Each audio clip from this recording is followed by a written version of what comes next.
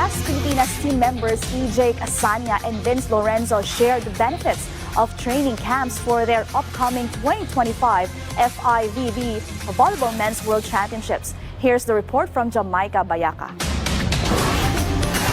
After the announcement by the Philippine National Volleyball Federation about the conduct of a series of training camps, Las Pilipinas members shared that this will strengthen the team for the upcoming games in September. Super excited kasi ayun nga, makakapunta na naman kami sa iba't ibang bansa para mag-training camp and yun, para mas mag-gel palalo yung team namin.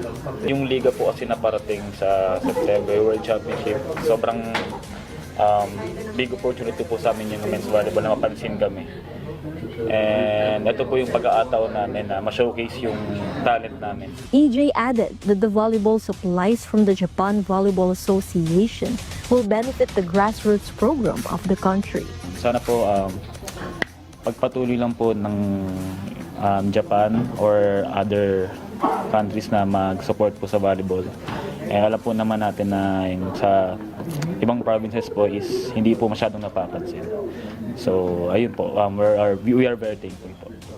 The national team will represent the country not just in one nation, but in 4, including Portugal, Spain, Japan, and Italy for the 2025 FIVB Volleyball Men's World Championships. Jamaica Bayaca from the National TV Network for a new and better Philippines.